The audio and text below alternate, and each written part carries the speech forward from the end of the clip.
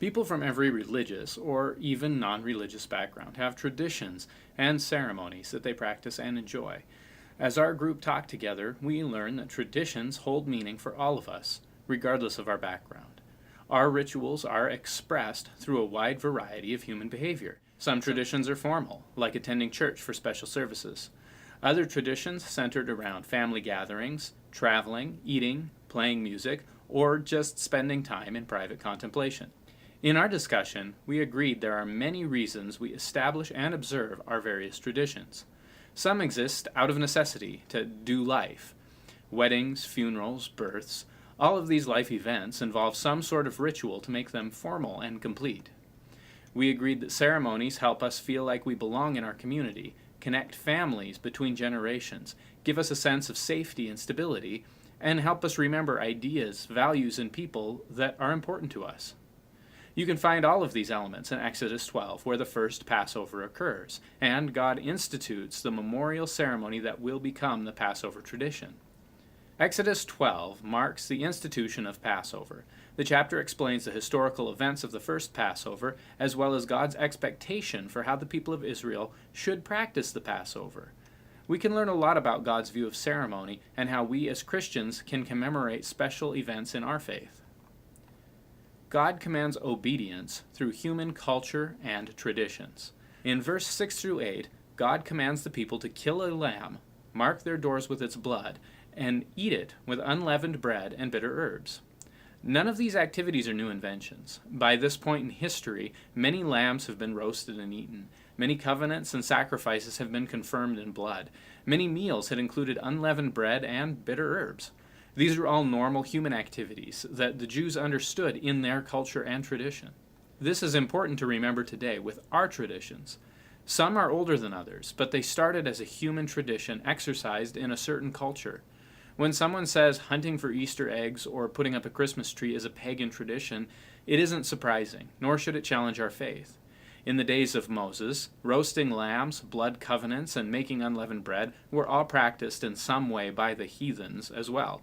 But this fact did not intimidate or deter God when he instituted the Passover to commemorate the mighty deed he was about to do. Tradition commemorates the Passover. It does not recreate the Passover. Ceremonies are about remembrance, so we don't need to remake every detail of the event we're remembering.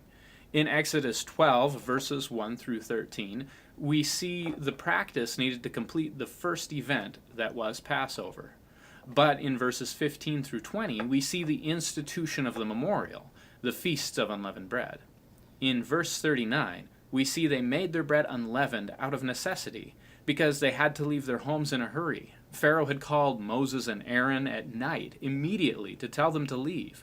They didn't have time to leaven their bread. But in the memorial, they carefully clean out and eat unleavened bread in their homes for 7 intentional days. The tradition is different from the original event, and that's okay. We wouldn't expect the people of Israel to kill Egyptian boys every Passover, because the ceremony needs only to remind them that God once did, to humiliate the gods of Egypt and free his people from slavery. Did you know that Jesus was not born on December 25th? Scholars argue about the day that he really was born, but they all pretty well agree it wasn't the 25th of December. But we know this doesn't matter. What matters is we have a memorial that our Messiah, Jesus Christ, did come, and how he came. It doesn't matter that Jesus never told us to have trees in our houses to remember his birth, as long as the tree is a reminder of his birth, and the evergreen boughs remind us of the eternal life he brought us. God commands tradition so that each generation can participate and learn. Exodus 12:26 makes it clear God wanted this tradition to persist for generations, and each generation of children would do what children do best: ask lots of questions. The Passover tradition has special food that everyone eats, and special rituals everybody performs together. The goal is that by participating in the tradition, each generation can personalize the event in ritual. It is as if these children, who were never slaves and never spent time in Egypt, can remember the bitterness of slavery and rejoice in the escape from bondage because they participate in the story.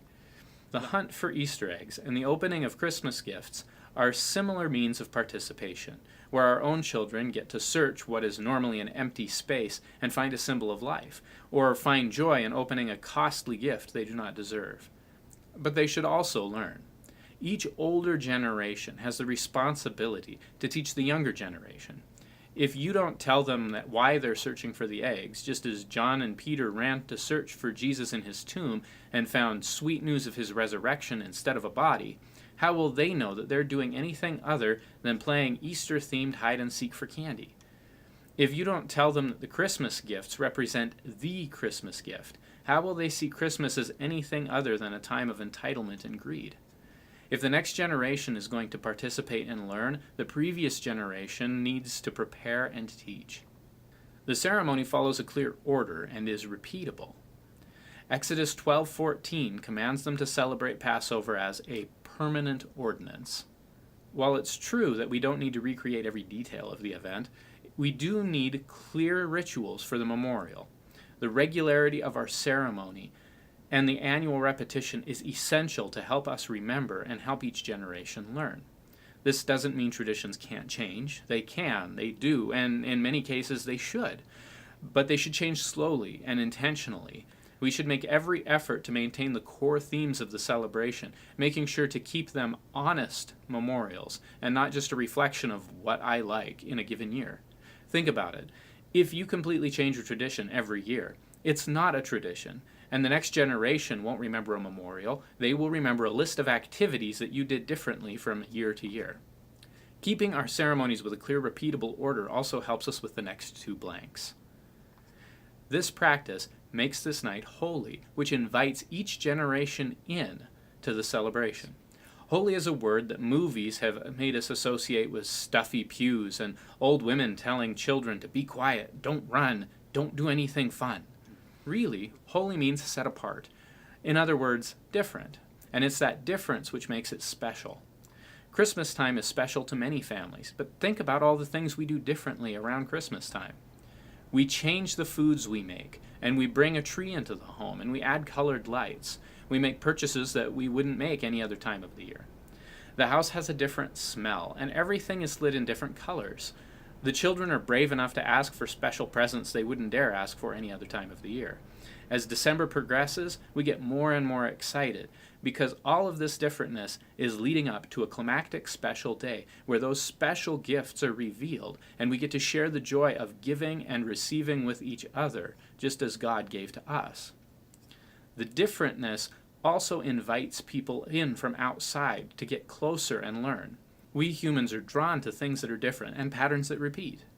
For our ceremonies, the order and repetition helps make them special and different, and that's what invites each generation in closer to learn and understand why they do these special things. We celebrate on one day so we can remember every day. A reminder only works if you remember.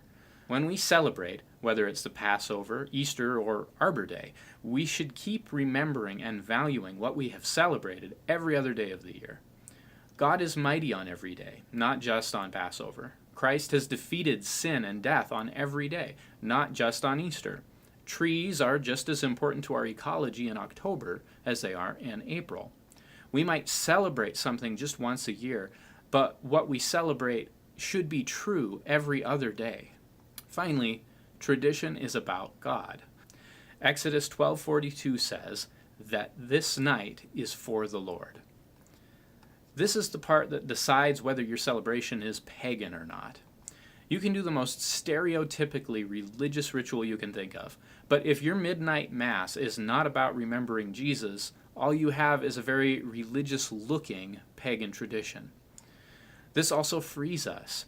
When we put a tree in our house or paint eggs on the solstice, or even dress up in costumes, if we use the ritual to remind us of our eternal life in Jesus, the brightness of our eternity in heaven, or our freedom from sin and death, no matter how pagan the origin, you are celebrating a Christian tradition, even if it's a tradition that's unique to your household's own culture.